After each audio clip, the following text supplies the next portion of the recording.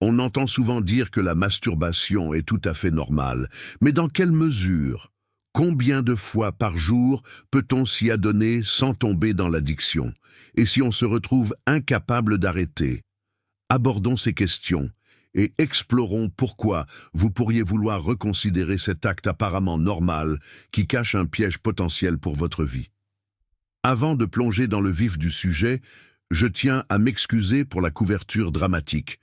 Il était nécessaire d'attirer votre attention sur ce problème du XXIe siècle qui affaiblit et nuit à de nombreux jeunes et adultes, les privant de leur volonté.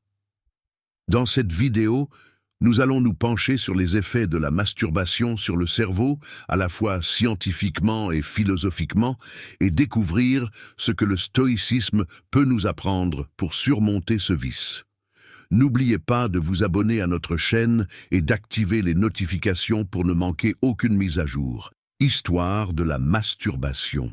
Commençons par un peu d'histoire. La médecine moderne a clairement montré que la masturbation est un comportement naturel, non seulement chez les humains, mais aussi chez les chiens et d'autres mammifères. Cependant, cette opinion n'a pas toujours prévalu. Autrefois, la masturbation était souvent considérée comme immorale, en particulier pour les hommes, car on pensait qu'elle gaspillait le potentiel reproductif. Pour les femmes, on pensait que la masturbation pouvait les éloigner des hommes en leur procurant un plaisir autonome. Cette stigmatisation morale était aggravée par des mythes sur la santé physique, affirmant que la masturbation causait des maladies, ce qui la décourageait totalement. Aujourd'hui, même si les attitudes ont changé, il reste encore beaucoup à apprendre sur son impact, en particulier pour les hommes qui souffrent d'insomnie. Le problème. Des études, dont une menée par l'Institut français de la santé et de la recherche médicale, révèlent que le cerveau masculin réduit le désir sexuel après l'orgasme. Le cortex cérébral, responsable de la pensée consciente, s'éteint essentiellement après l'orgasme, favorisant la relaxation et le sommeil.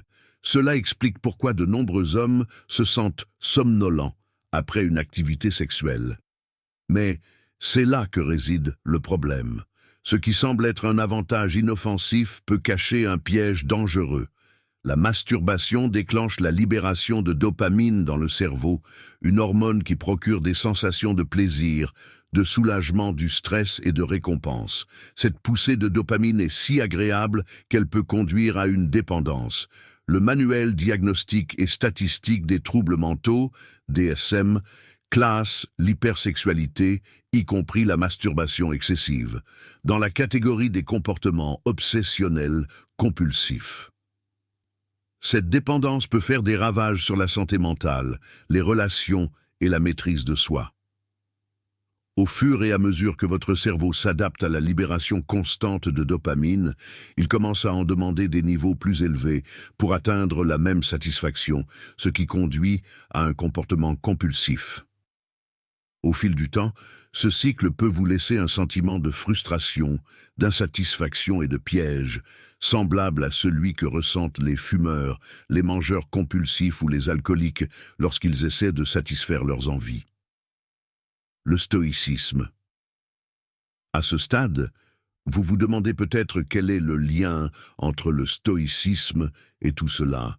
Les stoïques, comme Sénèque, Marc Aurèle et Épictète, étaient des maîtres de la maîtrise de soi et de la sagesse.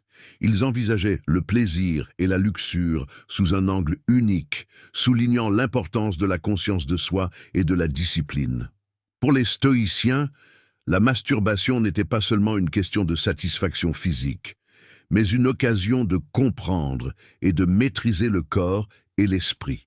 Épicure soutenait que le véritable contentement ne vient pas de l'indulgence, mais de la maîtrise de soi. De même, Sénèque pensait que la capacité de contrôler nos désirs marquait la distinction entre une personne qui vit sagement et une personne asservie par ses impulsions.